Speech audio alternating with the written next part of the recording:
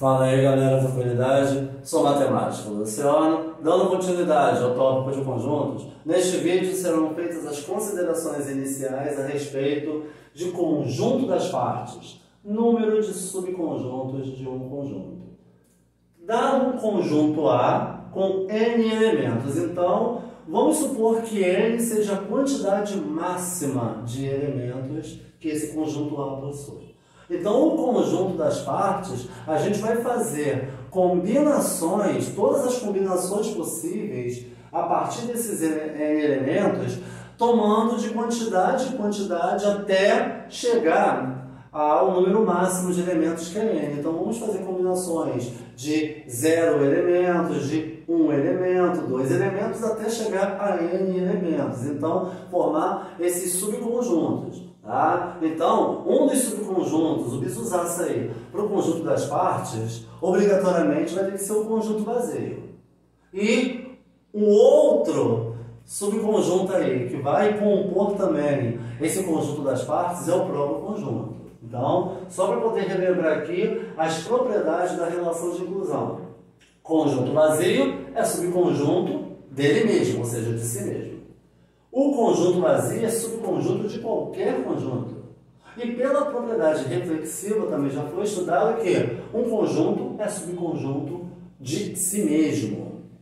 Então vamos analisar aqui, olha, com 4 exemplos. Então, primeiro, para N igual a 0. Repara que esse conjunto aqui é um conjunto vazio, é aquele que não possui nenhum elemento. Então, N igual a 0. Agora, o conjunto das partes. Então, vamos abrir aqui. Então, o número máximo de elementos aqui é 0.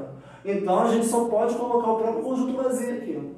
Então, nesse caso aqui, a gente só tem apenas um único subconjunto quando é representado pelo conjunto vazio que possui 0 elemento.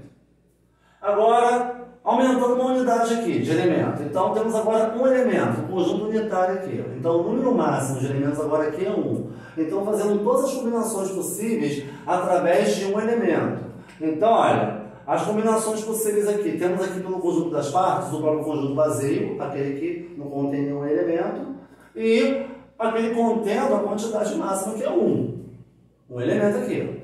Então, olha, um total de 2 subconjuntos.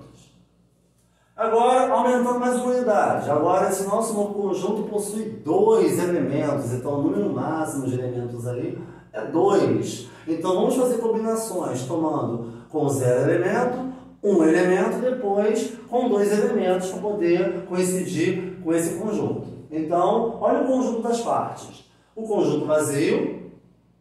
Agora, com esses 2 elementos, vamos tomar 1 a 1. Então, formando conjuntos unitários, apenas com o elemento 1 e apenas com o elemento 2. E depois, o próprio conjunto. Totalizamos aqui 4 subconjuntos. Agora, aumentando mais uma unidade. O próximo conjunto A agora possui 3 elementos. Repara que agora 3 é o número máximo de elementos do conjunto. Vamos fazer combinações agora a partir desses 3 elementos. Então, com nenhum elemento, o conjunto vazio. Repare que o conjunto vazio está em todas. Vai ser, então, um subconjunto comum a todos os conjuntos das partes. Guarda esse visu aí. Bom, desses 3 elementos, vamos agora tomar todos os conjuntos unitários possíveis. Apenas com o elemento 1, apenas com o elemento 2, apenas com o elemento 3. Agora, desses 3 elementos, vamos fazer combinações tomando 2 a 2. Então, 1, 2 é um subconjunto, 1, 3, 2, 3. Mas aí, olha para vocês não confundirem. Então, tem aqui 1, 2. Mas, e se eu colocar 2, 1 como outro subconjunto aqui do conjunto das partes? Não tem necessidade, porque 1, 2 e 2, 1 é a mesma coisa. Então, nesse caso, os subconjuntos aqui só vão se diferenciar pela natureza, não pela posição dos elementos que ocupam, tá? E para finalizar, com a quantidade máxima de elementos 3. Então, observando a partir de N igual a 1, repara que 2 subconjuntos são obrigatórios, são certos de aparecerem no conjunto das partes. O conjunto vazio está em todas e o próprio conjunto. Repara que ele aparece lá no final. Então, você vai fazer a combinação a partir desses N elementos, tomando a partir de 0 até a n elementos. Então, o conjunto vazio é certo de compor o conjunto das partes. E o próprio conjunto também. Olha aqui para n igual a 1. O conjunto é, abre chaves 1. Aí repara aqui, olha, ele aparece aqui. Olha esse aqui com 2 elementos, ele aparece aqui no final.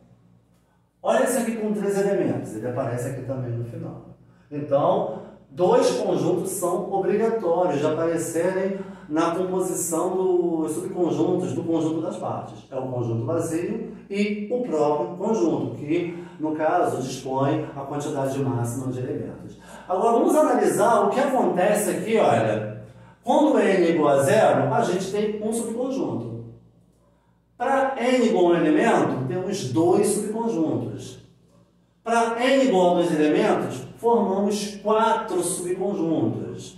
E para n igual a 3 elementos, formaram-se aqui 8 subconjuntos. Repara que à medida que a quantidade de elementos vai aumentando unidade a unidade, de 1 em 1, repara o que acontece na quantidade de subconjuntos. Olha, de 1 para 2, para 4, para 8. Os valores aí estão se multiplicando por 2. Nesse caso aqui, eles estão crescendo em progressão geométrica de primeiro termo 1 e razão 2. Então, a progressão geométrica, conhecida popularmente como PG, né? Então, aí repara que de 0 para 1 aumenta 1, de 1 para 2 aumenta 1, vai somando. E de 3 para de 2 para 3, no caso, vai aumentando 1 também. Agora, aí repara, de 1 para 2, de 2 para 4, de 4 para 8, os valores vão multiplicando de 2 em 2. Aí, em relação a essa quantidade n de elementos, vamos agora pegar essas respostas numéricas aqui dos subconjuntos. Esse 1 pode ser escrito como 2 elevado a 0. Esse 2 pode ser escrito como 2 elevado a 1. 4, 2 elevado a 2 e 8, 2 elevado a 3. Repara que são potências de base 2. Mas repara que os expoentes 0, 1, 2, 3. Repara que esse expoente 0 coincide com essa quantidade de elementos aqui. Repara que esse expoente 1 também coincide com essa quantidade de elementos. Assim como o expoente 2 coincide com n igual a 2, e esse expoente 3 aqui coincide com essa quantidade de elementos n igual a 3. Então, é claro que para a gente poder determinar o total de subconjuntos, né, formado pelo conjunto das partes, não há necessidade de fazer, olha, essa descrição aqui gigantesca.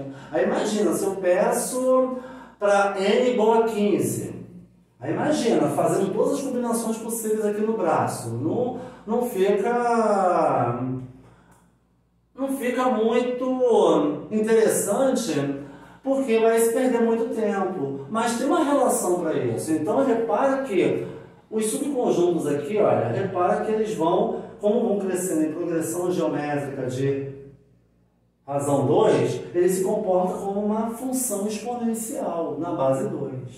Então, repara que o número total de subconjuntos formado pelo conjunto das partes, de acordo com a quantidade n elementos do conjunto A qualquer, é sempre 2 elevado a n, onde n é a quantidade de elementos. Então, aqui, olha, já é a fórmula específica. Aí, por exemplo, agora se eu quisesse agora para cá, para n igual a 4, utilizando essa lógica, já que está multiplicando por 2, de 8 multiplicando por 2 geraria 16 subconjuntos. Agora, se fosse para n igual a 5 elementos, aí 16 vezes 2 daria 32. E assim sucessivamente. Mas a gente tem essa relação aqui, olha, que é muito importante.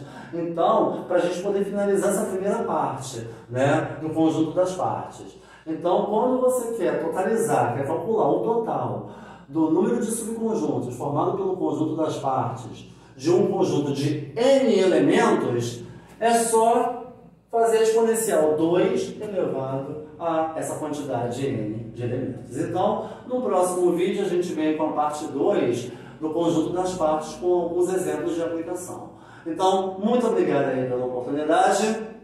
Fui!